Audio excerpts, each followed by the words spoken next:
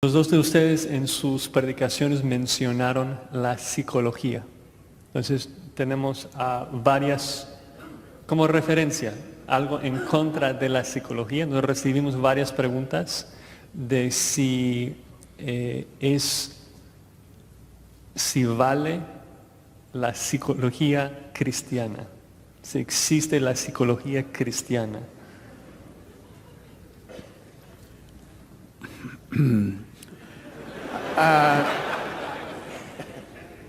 Para empezar, la psicología es una ciencia inexacta que comenzó tal vez en el siglo pasado. No es algo que a través de la historia de la redención la Iglesia fue expuesta a la psicología. Es algo que él usó un nombre en particular. Freud y Rogers y todos esos son caracteres, individuos, tíos del siglo pasado.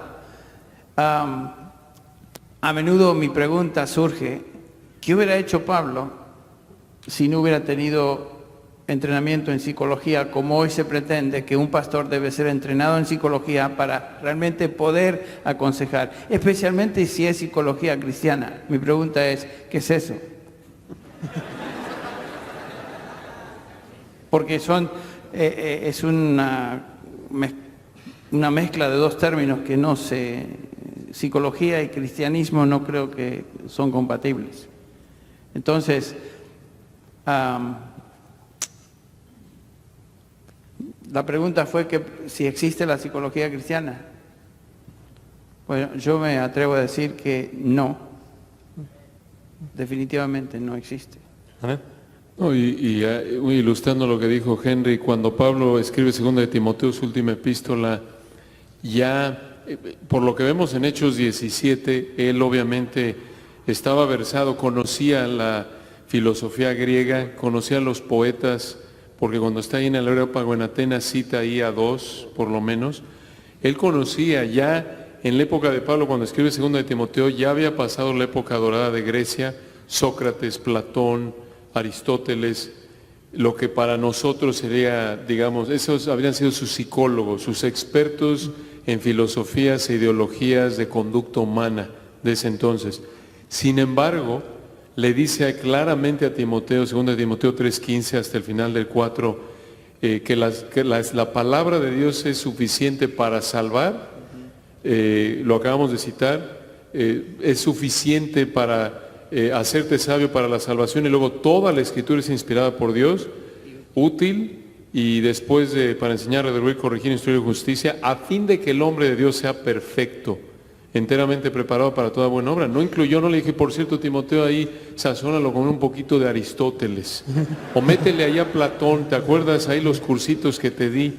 No, y se sigue, ese es el contexto, Sagradas Escrituras, toda la Escritura es inspirada, y en el 4:2 predica la palabra. ¿Qué palabra? La que le acaba de decir, las Sagradas Escrituras, la Escritura que es inspirada por Dios, y sigue, porque vendrá tiempo cuando no sufrirán la sana doctrina, la enseñanza clara de predicar la palabra, se desviarán de la verdad. No le dijo nada, aunque encima de eso podríamos hacer una evaluación, y hasta a lo mejor Sugel en un minuto aquí nos dice que está mal con la psicología. Bueno, es que la psicología, tal como nosotros la conocemos en el día de hoy, es absolutamente opuesta al Evangelio. Los psicólogos tratan de resolver el problema que el hombre tiene, pero es que el diagnóstico que dan es errado, porque generalmente le dicen a la persona una de tres cosas: o tu problema tiene que ver con tu pasado, o tu problema tiene que ver con tu circunstancia, o tu problema tiene que ver con tus genes. En otras palabras, tú no eres responsable. Lo primero que hace el Evangelio es hacerte responsable a ti, para que tú seas convicto de pecado y busques en Cristo el perdón y la salvación. Entonces el enfoque de la psicología parte desde un punto de vista completamente opuesto al Evangelio. El apóstol Pedro dice, y todos nosotros tenemos un bagaje que traemos al Evangelio por causa de nuestro pasado, eso es real. Pero ¿qué dice el apóstol Pedro? Nosotros fuimos rescatados de la vana manera de vivir que heredamos de nuestros padres, no con cosas corruptibles como oro o plata, sino con la sangre preciosa de Cristo. Entonces yo no puedo decir, bueno, la razón por la que yo no amo a mi esposa como debiera amarla es porque mi papá era un abusador, que por cierto no lo era, pero estoy haciendo un ejemplo. Y entonces yo vi eso en mi casa. Pedro me diría, mi hijo, tú fuiste rescatado de esa vana manera de vivir. Ama a tu esposa como Cristo amó a la iglesia, porque ahora tú tienes el Espíritu Santo si eres creyente y puedes amarla a ella, aunque tú no viste ese patrón en tu casa. Entonces, hay un problema aquí cuando alguien quiere casar la psicología con el evangelio y entonces tomar lo mejor de los dos mundos. Es que son dos mundos que están en dos planetas diferentes. Si puedo nada más, tú dices eso.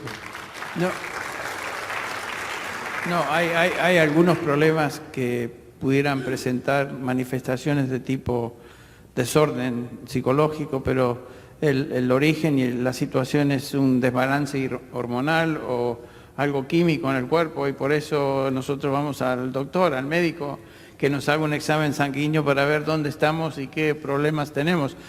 Para que ustedes lo sepan, yo tengo problemas con mi tiroides. Por más que lean el Nuevo Testamento pasajes que me ayuden con esta hormona, Pablo no me ayudó en ese punto. Lo que estoy diciendo es que yo tuve que ir al médico, me tuvieron que hacer exámenes y en ese examen químico se demostró que mi hormona tiroides no estaba produciendo lo que debía producir, por eso tenía síntomas como de depresión y cansancio y lo descubrí. Pero ese es un problema físico, médico, no es un problema de psicología. Sí, porque el psicólogo no es un médico, hermanos. Eso es importante entenderlo. El psicólogo no es un médico. De hecho, no puede recetar medicina, no debería hacerlo. Entonces, el psicólogo más bien funciona como una especie de sacerdote. Y es una especie de religión, realmente. Es como Freud definitivamente es uno de los padres de la psicología moderna. Y Freud se definía él a sí mismo como un judío que odiaba a Dios. Entonces, ¿qué puede salir de alguien que él mismo se define así? ¿Qué puede salir de allí que pueda ser de ayuda para nosotros a la hora de lidiar con el alma, no con el cuerpo? Si hay un problema del cuerpo, de hecho nosotros en nuestra iglesia, si alguien va con un síntoma extraño, nosotros le pedimos que se haga un análisis médico porque es probable que haya una causa orgánica en el asunto. Pero yo no lo mandaría nunca a un psicólogo, lo mandaría a un médico. Claro, y como ilustración de lo que dicen Henry y Sugel, la psicología redefine el pecado. La Biblia, por ejemplo, habla de que si tienes un hábito de emborracharte, eres esclavo al pecado, hablando por ejemplo en particular de un no regenerado, y la psicología lo llama está enfermito, es un alcohólico. Este es mitómano, está enfermo porque miente y miente. No, no está enfermo, está en un hábito de mentir, lo cual es un pecado. Y hasta que no lo vea como pecado, no se va a arrepentir, como lo dijo Sugel.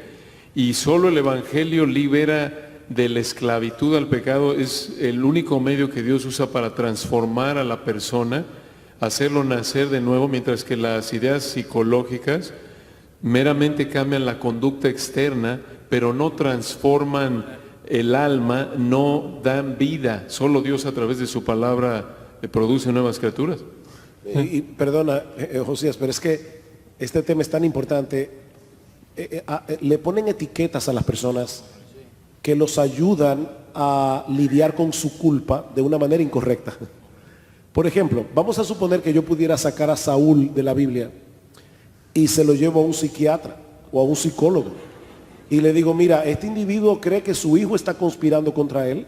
El otro día cuando vino de la batalla, las mujeres comenzaron a cantar, Saúl mató a sus miles y David a sus 10,000, y él dijo, aquí hay una conspiración. Está habiendo conspiración por todas partes. ¿Cuál es la etiqueta? Bueno, él es paranoico. Ahora yo me pregunto, ¿qué pasaría si yo llevo a Saúl a Samuel y le digo que lo diagnostique? Le va a decir, él es un egocéntrico. El problema de este individuo es que él al principio no quería ser rey, pero tan pronto se subió en el trono no quería dejarlo.